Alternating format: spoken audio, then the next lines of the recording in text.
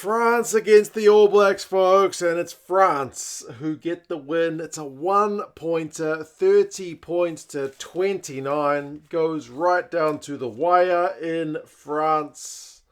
But it's a third win in a row for the French over the ABs. It's a side which we struggle to defeat. We had all the ball. We weren't doing a lot of kicking this week, the All Blacks. It was a lot of direct running, but limited to just the 2 tries, whereas the French score 3. Their defence holds when it needs to. And yeah, they walk away from this one as winners. We'll go through some of the key events and the stats. You guys can let us know your thoughts, but man, France, another win over my boys. At least it was a cracking game. I had my dad around to watch this one and my mum and the kids watched it together, so it was an entertaining game. I hope for you guys who are neutrals were at least thoroughly entertained by the match that, as I said, went down to the wire. France had like 10 phases early, and it was pleasing to see New Zealand hold through a bunch of phases, although there was an injury both ways early because Tatafu, the French tight head, and Finau, the All Blacks loose forward, the number 6, both collided with each other. It was more like a knee to head, like absolutely accidental. But Tatafu legit hurt his leg in that incident, and Finau was obviously off with an HIA, having copped a knee to the head. So Tatafu lasted slightly longer, but both those guys left the field early, which was disruptive for both because it meant France had a prop who had to basically play the whole game from the bench, and the All Blacks line-out certainly he took a bit of adjusting because Finau is a proper line-out option, having a bit of kind of extra tall timber in the number 6 jersey. France got the first points on the board after winning a scrum penalty. 3 points to 0. Ramos slotted that one well enough. And Lakai, who's come on for the All Blacks, basically has to slot in at 7. Savia switches to 6. And Satiti stays at 8. He scores the first All Blacks try. A hell of an appearance from him, on a lot earlier than he would have expected. And to be fair, it started with his mate Savia.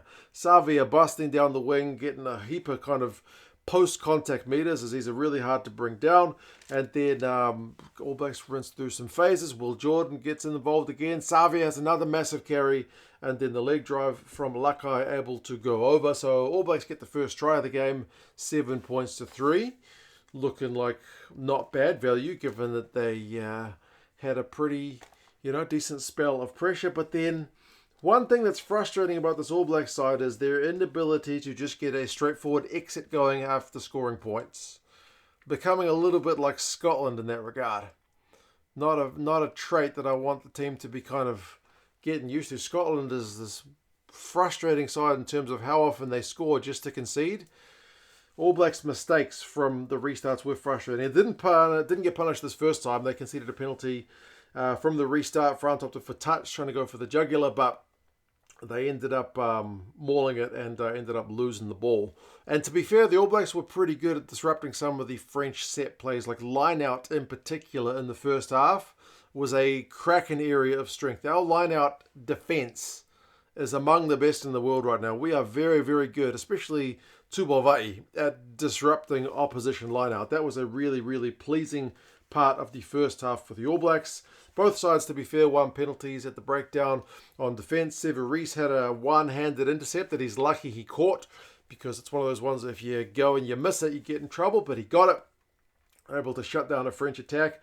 And then the All Blacks scrum actually started to turn the screws a wee bit. They had a kind of big scrum on 26 minutes, a defensive scrum, which directly led to a try. It leads to the Roygaard try, which is both pleasing and a little bit concerning because the All Blacks, as I said, only scored 2 tries. And the Roygaard one is basically the scrum putting the pressure on Aldred at the back of the scrum. He tries to get it to Dupont, but Roygaard is able to pinch it and run over for a try. So it's not a try which was scored on the back of a whole bunch of relentless pressure. And the All Blacks had so much attack in this game. They had so much ball. But they couldn't convert all of those defenders beaten and all those clean breaks into tries. The French were always able to hold them out, or it ended in 3 points. So it's great. Like, I love seeing the scrum, putting that pressure on. I love seeing Roygaard. He gets a start. He gets rewarded. But yeah, it's a little bit concerning that they couldn't crack the French defence other than this kind of the Lakai try and then the turnover ball try. So you know what I mean. It's a little bit bittersweet, but I mean it's a cracking try from Roygaard. So a great bit of individual skill from him, and credit to his front rowers for putting the pressure on the likes of Aldred and whatnot. So 14 points to 3. That's a good lead for the All Blacks. Me and my parents are absolutely happy campers at this point. But that's the final try for the ABs. The French would get one not too long later. Burros, in his debut at fullback, he would get one. Basically, it was a lot of French pressure after a scrum. And again, good attacking play. Fiku, big carry in the build-up. And it just felt like it was coming. Like there were times in the All Blacks game where they would have a good line break and they'd kind of get camped on the French line. I don't mean to be a negative Nelly, but you know what I mean? Like the French defence largely looked comfortable as the All Blacks tried to kind of cycle through the phases, whereas the French, it felt like they were going to score the Burros try, and they did. They stretched the defence with all their attacking phases, and they got it. So 14 points to 10, that's back to being game on. To be fair, we did reply with a penalty not too long later. Again, after a few good carries, it's not like New Zealand's attack went nowhere. It's just the kind of finishing, if you know what I mean. So like Clark with a big carry on the left wing leads to penalties. So 17-10, back to the 7-point lead. And that is the way it would go in with the Sheds. Geordie Barrett has to leave the field before half-time. So ALB gets to play half the game. All Blacks had a load of phases before half-time. They ended up going for a droppy, which went nowhere in the scheme of this game. That's a pretty costly one. But they probably needed, if they were going to go for the droppy, they probably needed to call for it early because they were in legit decent field position. But the French defence just wasn't. Like Satiti is great on the ball carrier, got absolutely shoved back in the carry. So the drop goal shot was way too far out, I think, and the hit wasn't clean enough to be even close. So missed opportunity. Credit to the French defence. Like the stats, possession 63-37, territory 59-41. Run meters 360 to 220.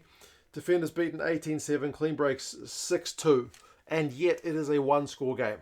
The French line-out has not been very good. Like 4 from 7, whereas the All Blacks are 5 from 5. So despite all of that, it is only a try in it in this game. That's how well the French were able to kind of shut things down with their defence. All Blacks, for those numbers, should probably be up by more. If you give them that much ball, they're usually going to be like that. But we talked about it in the preview. France are a team happy to play without possession, but they would rather play outside their own half. They were forced to play a fair bit in their own half, especially in that first one. Second half starts, and it's France who probably start the sharper. You got Miafu, the big lock with a huge carry. He goes close. And then you got like Malvaka from a tip-on pass, kind of heading it forward from Ramos. So it's a kind of missed opportunity for them, but they go back for an advantage. Again, France opt for touch. They maul it, and that man, Boudéon, is able to go over. Did the same against the Japanese last week. He goes over for a close-range try. So 17 points apiece. Now it is absolutely back to even Stevens. We did go a load of phases in reply. This is what I'm talking about. Like, it's not like we didn't have chances. We didn't have attacks. 15 plus into the French 22. But then, like, the final ball was sometimes just not there. Either execution or decision-making. Like, Will Jordan, kind of miracle ball out to Clark on the left wing. Doesn't need to do that. Just go through the hands. Here, Clark gets shoved into touch by Villiers. It's a good tackle by Villiers. More possession from New Zealand, but again, more poor decisions. Loose pass ends up getting snapped up by Ramos. And they get the ball to that man, BLBRA, who, if you didn't know how quick he is, you've seen it in this game. You saw it against Japan. That guy's ability to chase kicks is phenomenal. He absolutely outgasses ALB and Reese when chasing a kick through. Goes over for the next try. So the French, happy to play without the ball, happy to hit you on the bounce. They do it very well, and now they are 24-17 up. So the All Blacks have gone into the Sheds 17-10 up, and now they are 24-17 down. More attacking New Zealand play, man. As I said, it's still there. Tamaiti Williams, at the end of the attacking play, loses the ball in the contact, but the All Blacks had advantage. They are able to go for a penalty, but it just feels like a little bit of a missed opportunity. You'd rather be getting a 5 or a 7. So it's 24-20. The rest of the game is essentially just exchange of penalties. We scored the penalty. Taylor gives away an obstruction one from the restart. Frustrating. Like, they've been so focused on obstruction at kick time. Taylor changes his line just enough. France opt for touch. They maul it. They get advantage. The second penalty they get is a lot more central, so they're able to slot the penalty, take it back to a 7-point lead. More New Zealand attack. I feel like I'm just reading the same note over and over again, but we legit had that much ball. You had good carries from Paddy Tuipulotu, who's come off the bench. Good carries from Lakai, as I said. He doesn't get a lot of game time with the All Blacks. It's only a second ever test.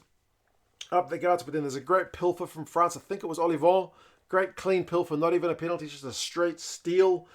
Extinguishes another New Zealand attack, but the Dupont kick doesn't find touch. New Zealand go back on the attack. France concede a penalty. We opt for a 3, so 23 points to 27. Back kind of close to within touching distance. Then another error not too long after the restart. Ratzema gets pinged for taking too long at the breakdown after the ref had called use it. So it's French ball. But then we do get the next score, the All Blacks, with a penalty on 66 minutes to make it a 1-pointer, 27-26. That one starts with a Will Jordan intercept as France are attacking and then kind of hoofing it along. So we did get a few of those in this game from a Kiwi point of view. The ability to kind of pinch out the French attack and turn it into a counter. So that one directly led to 3. So that was pretty pleasing. But then it kind of gets ruined with there's a neck roll, means another French penalty. That one was called by the TMO. So France up for 3, 30 points to 26. We get back to a 1-pointer because France conceded a penalty a minute later at the breakdown. DMAC slots that, so it's 30 points to 29. The penalty exchange continues, but that is the final scoring. New Zealand have got 5 minutes to get back into it. We lose the ball, and interestingly, with a minute left, France go for the miracle play, the cross kick to BLBRA, which they don't get, which gives us a second chance to go length of the field. But Will Jordan gets held up in the tackle, so it's a maul, and that is game. Well done, France, man. What can I say? You deserved winners if you get the game 3 tries to 2. Despite 62% possession, 56% territory, all these like attacking stats, more run meters, 656 to 372, more defenders beaten, 34-12, more clean breaks, 8-4. The finishing just not there. 2 tries, 3 tries. It's almost kind of simple as that. Turnovers won by France, also 6-4, very pleasing for them. The All Blacks coughed up a bit more ball, 16 to 14 turnovers conceded, but we had more ball to cough up. Kicks from hand finishes 23-16, so a lot less kicking from the All Blacks in this game. Content to run it a lot, and the French were quite happy to make the tackles. What can I say? Savia beat 5 defenders, Roygaard beat 5 defenders, they both look sharp. BLBRA beat 4, had a couple of clean breaks, took his try really well. Roumat made 18 tackles for the French. Lakai had like 14 carries for the AB, so pretty busy. Ultimately, a pretty good result for the French. Pretty cracking game down at the scheme of things. Yeah, especially a good one for the neutrals. But there you go, France, a tough team to beat. What can I say? They even had like Dupont playing at first receiver towards the end of the game, so they're quite happy to shift things around. Then they got Argentina next, which should be a cracking game because both these teams seem to be in good form, and the All Blacks finish off the tour against Italy. We may see a few changes from Razor for that final game. You guys let us know your thoughts on this one. Subscribe to the channel if you haven't done so already. There's certainly a lot more rugby to come. And I'll talk to you guys again soon. See you later.